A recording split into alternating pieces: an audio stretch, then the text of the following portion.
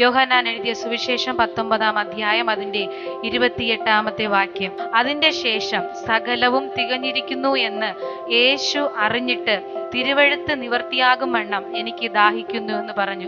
ആമേൻ. അതിൻ്റെ ശേഷം എന്നുള്ള അവിടെ എഴുതിയിരിക്കുന്ന വാക്കും തികഞ്ഞിരിക്കുന്നു എന്നുള്ള വാക്കും ആമേൻ വളരെ പ്രാധാന്യം അർഹിക്കുന്നതാണ്. നമുക്കറിയാം, വേദപുസ്തകം നമ്മൾ ഉടനീളം വായിച്ചു കഴിഞ്ഞാൽ ഉൽപ്പത്തി പുസ്തകത്തിൽ കുഞ്ഞിന്റെ ഒരു കരച്ചിൽ കേൾക്കാം. ദാഹിച്ച് വലയുന്ന ഒരു കുഞ്ഞ്.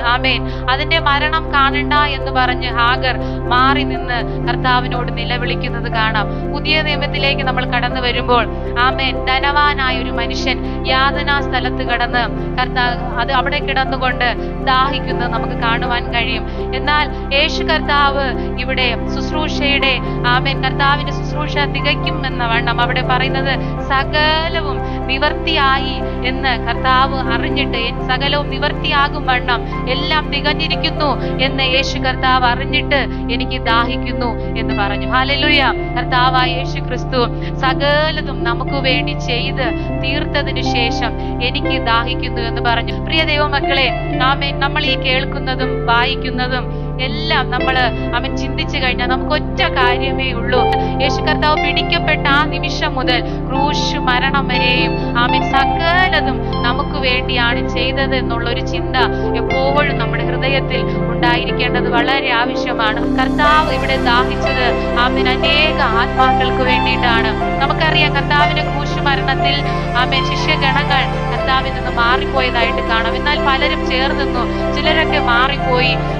യൂദ തന്നെ പണത്തിനു വേണ്ടി ദൈവത്തിന് ഒറ്റുകൊടുത്തു. പീലാത്തോസിനെ നോക്കാമെങ്കിൽ കർത്താവ് നീതിമാനെന്ന് അറിഞ്ഞിട്ടും തന്റെ സ്ഥാനം വിട്ടുകളയുവാൻ മനസ്സില്ലാത്തത് കൊണ്ട് അവിടെയും ദൈവത്തിന്റെ മുൻപാകെ കൈ കഴുകി ഞാൻ കുറ്റമില്ലാത്തവൻ എന്ന് പറയുവാനിടയായി. അങ്ങനെയുള്ള സ്വഭാവങ്ങൾ ഉള്ളവരുടെ ഇടയിലാണ് കർത്താവ് നമുക്ക് വേണ്ടി ഇത്രയും പീഡനങ്ങൾ നമുക്ക് വേണ്ടി സഹിച്ചത്. പലരും ഇന്ന് പിന്മാറ്റ അവസ്ഥയിൽ കൂടി പലർക്ക് ഈ നമ്മൾ കണ്ട ഭാഗം പോലെ ചിലർക്ക് സ്ഥാനങ്ങൾ പ്രാധാന്യം അർഹിക്കുന്നത് കൊണ്ട് അവർ ദൈവത്തിൽ നിന്ന് മാറുന്നു.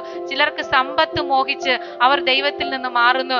ചിലരാണെങ്കിൽ ദൈവത്തെ അറിഞ്ഞതുകൊണ്ട് കഷ്ടതയാണ് എന്ന് ചിന്തിച്ചുകൊണ്ട് ദൈവത്തിൽ നിന്ന് മാറിപ്പോകുന്നു. പ്രിയ ദൈവമക്കളെ, ഇന്ന് ഈ പകൽക്കാലം നമ്മൾ ചിന്തിക്കേണ്ടത് നമ്മൾ ഇതിലേതെങ്കിലും ഭാഗത്തുള്ളവരാണോ? നമ്മൾ പണം മോഹിച്ച് ദൈവത്തിൽ നിന്ന് പിന്മാറുന്നവരാണോ? അതോ ലോകത്തിന്റെ മോഹങ്ങളാണോ നമ്മളെ കർത്താവിൽ നിന്ന് അകറ്റുന്നത്?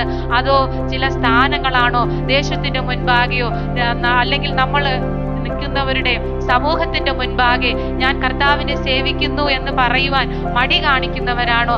അങ്ങനെ ഏതെങ്കിലും കൂട്ടത്തിലുള്ളവരാണെങ്കിൽ ഇന്ന് പകൽക്കാലം നമ്മൾ അതിന്നെല്ലാം വിട്ടുവന്ന് കർത്താവിനോട് ചേരുവാൻ, കർത്താവിലേക്ക് ആയിത്തീരുവാൻ, ആ ദാഹം, കർത്താവിന്റെ ദാഹം നമ്മളെ ഓരോരുത്തരെയും കുറിച്ചാണ് എന്നോർത്തുകൊണ്ട് ഇന്ന് പകൽക്കാലം നമ്മൾ ആ വചനം സ്വീകരിക്കണം. ഇത്രയും പീഡനങ്ങൾ ഏറ്റിട്ടും കർത്താവ് അത് അപ്പോഴൊന്നും എനിക്ക് ദാഹിക്കുന്നു എന്ന് പറഞ്ഞില്ല. അവിടെ പറയുന്നത് എല്ലാം തികഞ്ഞിരിക്കുന്നു, സകലവും എൻ്റെ മക്കൾക്ക് വേണ്ടി.